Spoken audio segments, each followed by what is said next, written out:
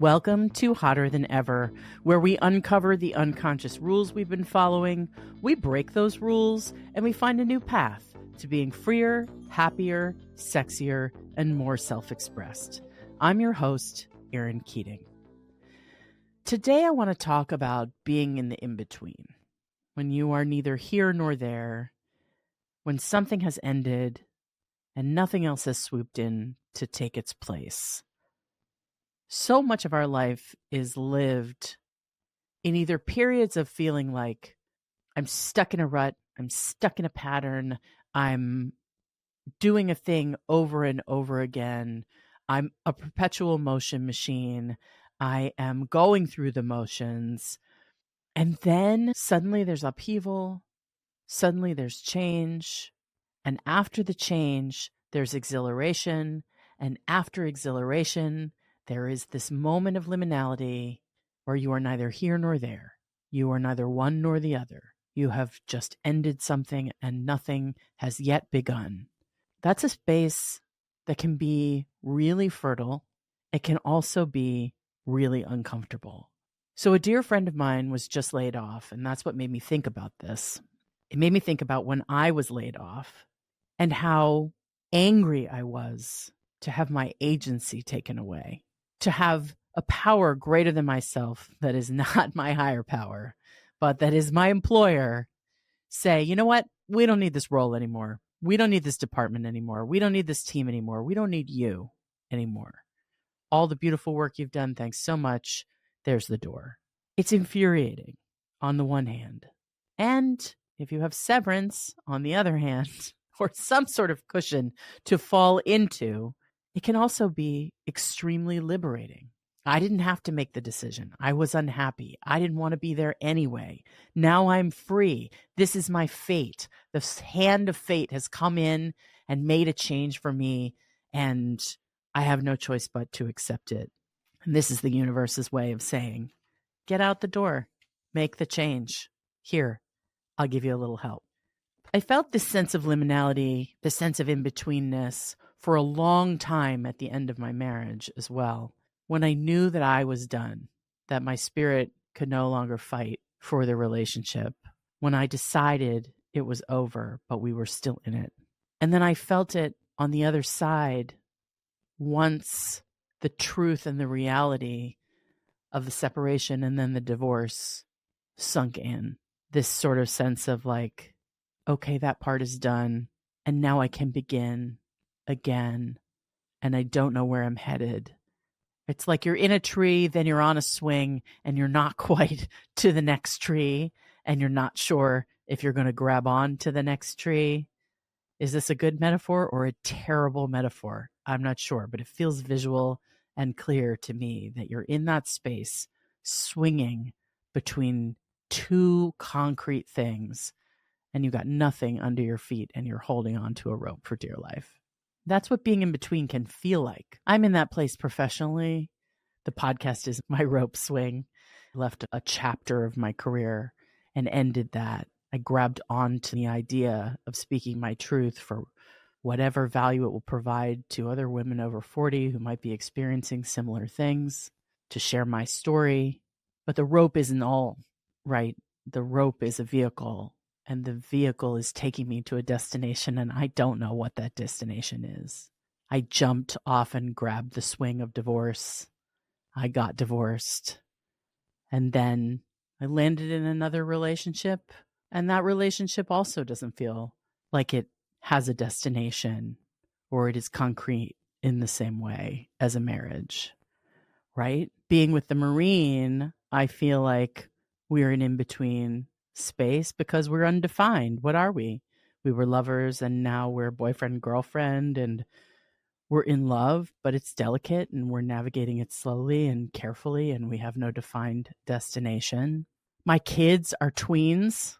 That is the ultimate in-betweenness. You're not a child. You're not even a fucking teenager yet. You're not even in the defined middle area between childhood and adulthood. They're in the waiting room of the waiting room for adulthood, which is why tweens are so weird. And they're so beautiful because they're childlike, and they're so frustrated with being children still without any of the agency of even being teenagers. Ooh, they are the definition of liminality. I feel for them. I feel for them. And so what brings us out of this in-betweenness? My therapist says you can't force clarity. People say, oh, well, just get clear. Once you're clear, you'll be on the road. You'll know what your destination is. But you can't force clarity. You can't force vision. You can't make a thing happen that still needs time to cook. And I just want to talk about being in that spot, because that is what my life looks like today. There is such a thrill to blowing something up, right? There is such explosive power to the wrecking ball of a divorce, of a layoff, of a massive change in circumstance. And there's such energy that's released as a result of that. My God, I was a maniac when I first got divorced. I was a dating, fucking, experimental libertine, liberty-seeking, pot-smoking. Fuck, I was really, really fun. You have a sense of my idea of fun. I felt so free. I exploded out into the world. I felt so free with the release of the job and the big burdens of the career and the keeping up with the Joneses. And not unlike that wrecking ball, it crashes into the building and the building goes tumbling down.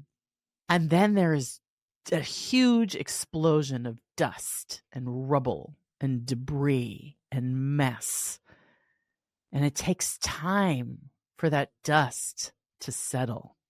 And the people who've been spectating the explosion, the decimation of the building, the detonation, they walk away, they go back to their lives. And what you're left with is a big, giant, dusty pile of rubble. And potential, right? There's an empty lot where there once was a decrepit building. There was a thing you could no longer repair that is replaced by nothing but pure potential. But what is still there is all that rubble. And that rubble doesn't take care of itself. That architect for that new building doesn't hire themselves. You have to plan for that new building. You have to take away cart by cart, stone by stone, all the mess that is left behind.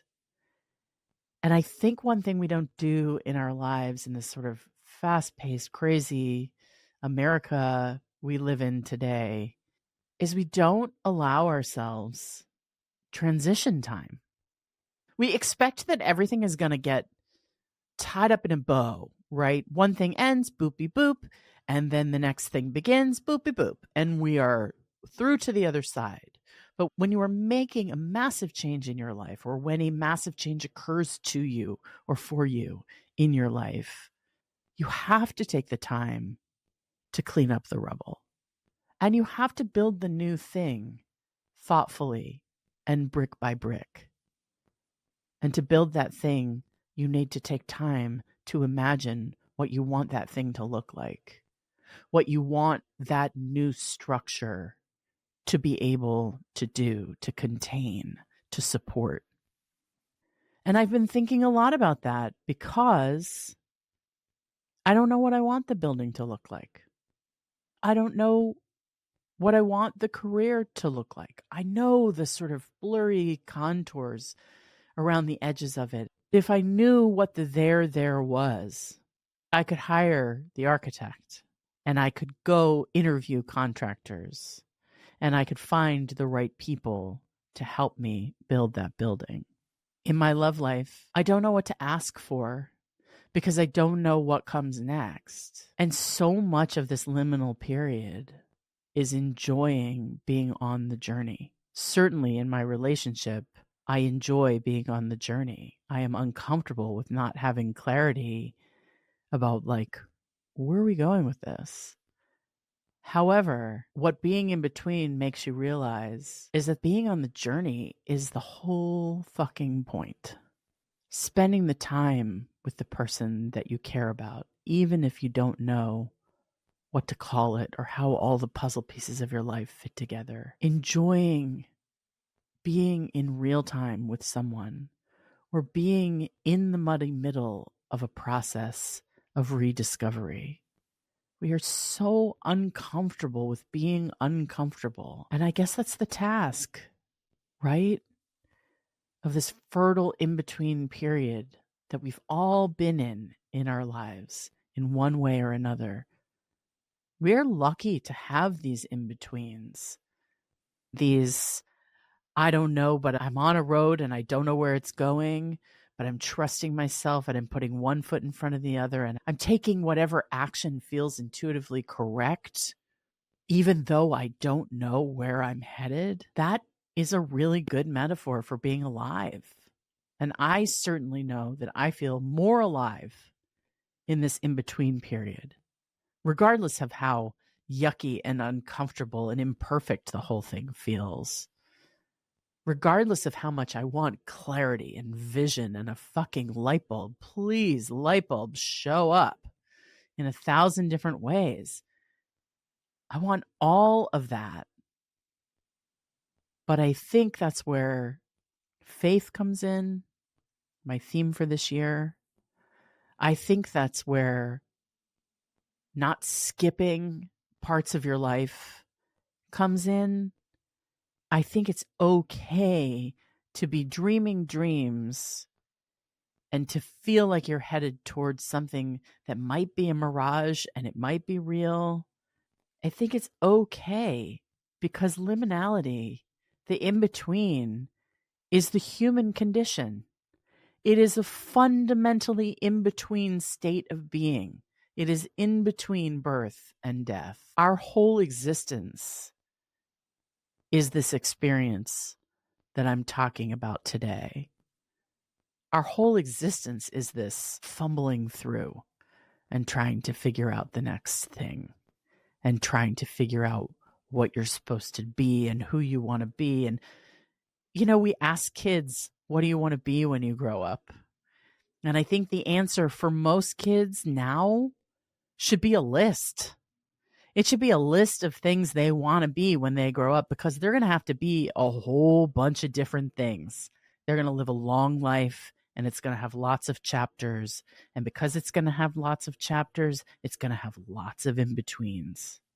And it's going to have lots of liminality and it's going to have lots of twists and turns and corners around which they can't see until they actually turn the corner and can see the next chapter.